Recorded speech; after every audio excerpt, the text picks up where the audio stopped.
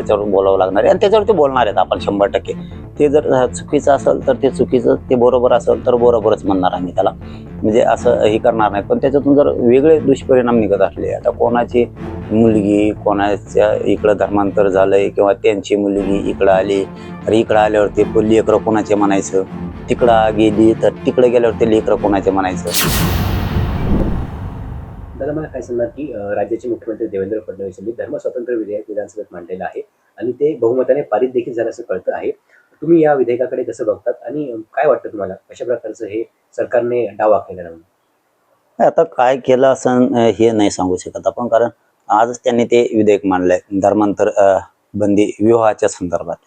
आता काय मला वाटतं पंकज भोईर साहेबांनी ते मांडलंय असं आज चालू होतं आपल्या चॅनलवरती सगळ्या, परंतु त्याचा सगळा मसुदा बघितल्याशिवाय आपल्या लक्षात येणार नाही की फायदा आहे का तोटा आहे, काय केलं यांनी नेमकं, कशाच्या बद्दलचं धर्मांतर बंदी विवाह आलाय.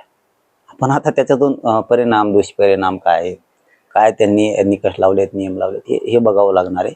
आणि त्यात जातीचा विषय नाही वाटतं, कारण आमचं त्यावेळेस म्हणणं होतं की आईची जात लागली पाहिजे मुलाला, पण ते आमच्यात ज्यांच्यात देवक बसतं, ज्यांचे आमचे रोटीबिटी व्यवहार होतो मराठा समाजात.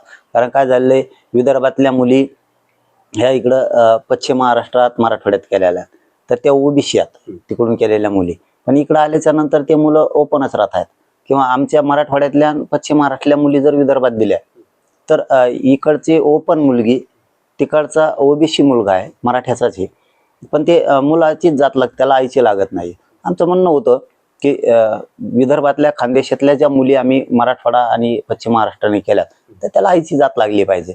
म्हणजे काय होईल की त्याला शिक्षणात नोकरीत फायदा होईल आईची जात लागल्यामुळे. पण धर्माची बद्दलचं नाही, धर्माची जात लागली पाहिजे याबद्दलच नाही नव्हतं म्हणणं आमचं, कारण ते याच्यात जोडायचं काही कारण पण नाहीये. ते तुम्ही मगाशी प्रश्न विचारला होता म्हणून मी त्याच्यात घेतलंय. आता हे धर्मांतर बंदीचं त्यांनी विवाहाच्या बद्दल केली, पण आता ती कशी केली काय केले हे बघितल्याच्या नंतर त्याच्यावर बोलावं लागणार आहे आणि त्याच्यावर ते बोलणार आहेत आपण 100%. ते जर चुकीचं असेल तर ते चुकीचं, ते बरोबर असेल तर बरोबरच म्हणणार आम्ही त्याला, म्हणजे असं हे करणार नाही. पण त्याच्यातून जर वेगळे दुष्परिणाम निघत असले, आता कोणाची मुलगी कोणाच्या इकडं धर्मांतर झालंय किंवा त्यांची मुलगी इकडं आली, तर इकडं आल्यावर ते लेकरं कोणाचे म्हणायचं, तिकडं गेली तर तिकडे गेल्यावर ते लेकरं कोणाचे म्हणायचं. म्हणजे हे एखाद्या वेळेस त्या माऊलीचा सुद्धा अवमान होऊ नये, की ते काय ते विनाकारणच होऊ शकतं ना काही पण एकदम, नाही तर मग ते डायरेक्ट ते धर्मांतर बंदीच ठेवायला पाहिजे ती विवाहाची काय किंवा धर्मांतर बंदी किंवा ती विवाह बंदी धर्मांतराची, हेच डायरेक्ट करायला पाहिजे. कुठं आईची जात लागणार बापाची जात लागणार, ते उलट सुलटही होऊ शकतं एखाद्या वेळेस त्याच्या. पण ते आता वाचल्याशिवाय त्याच्यावरती खरंच बोलून मजा नाही. काय चूक आहे काय बरोबर आहे आता शिकत मांडले, आता ते बाहेर पडलच ते सगळे डॉक्युमेंट त्याचे, त्यावेळेस त्याच्यावरती बोलता येईल काय चूक केलं की बरोबर केलं, बरोबर केलं असेल तर बरोबर, चूक केलं असेल तर चूक. बरं, देवेंद्र फडणवीसांनी म्हटलंय की राज्यात कायदा सुव्यवस्था अबाधित राहावी यासाठी आम्ही हा धर्म स्वातंत्र्य कायदा आणत आहोत. चांगलं आहे ना, कायदा सुव्यवस्था व्यवस्थित राहावी असं जर त्यांना वाटत असेल, त्या हिशोबाने सरकार आणि विरोधकांनी दोघांनी ठरवलेलं असलं आणि ते बहुमताने पारित झालं असेल विधानसभेत, आणि आज तसं कळतंय की बहुमताने पारित झालं, याचा अर्थ विरोधकांनी पण विरोध नाही केला वाटतं, त्याचा अर्थ असा आहे.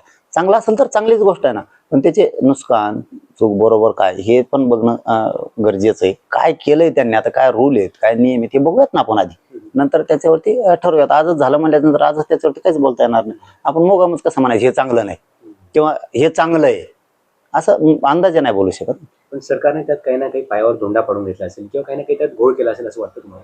नाही वाटत नाही गोळ केला असेल, पण सांगता बी येत नाही. ते गोळ लफडे बी लई ते करू शकते, गोळ पांडे आहेत ते थोडे, गोळ घालून ठेवतील त्याशिवाय त्यांना जमायचं नाही मिळत. ते काहीतरी वादंग निर्माण केल्याशिवाय गप नाही बसायचे असे सुद्धा आहेत.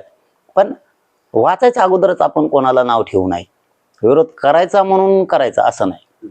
मग बहुमताने पारित कसं काय झालं, त्यात मग विरोधकांचा सुद्धा सहमतीचे त्याचा अर्थ असा होतोय, आणि ते जर बरोबर तसं चांगलं आहे ना, काय अडचण आहे. धर्मांतर विवाह बंदी चांगलाच आहे, विषय चांगला आहे तो, पण त्याच्यापासून परिणाम हे सुद्धा बघायला लागणार आहे. काय नामुष्की येणार आहे का, काही प्रतिष्ठेला धक्का लागणार आहे का हे बघावं लागणार आहे. आणि त्यांनी जर चांगलंच केलं असेल तर त्याची स्तुतीच होणार सरकारची.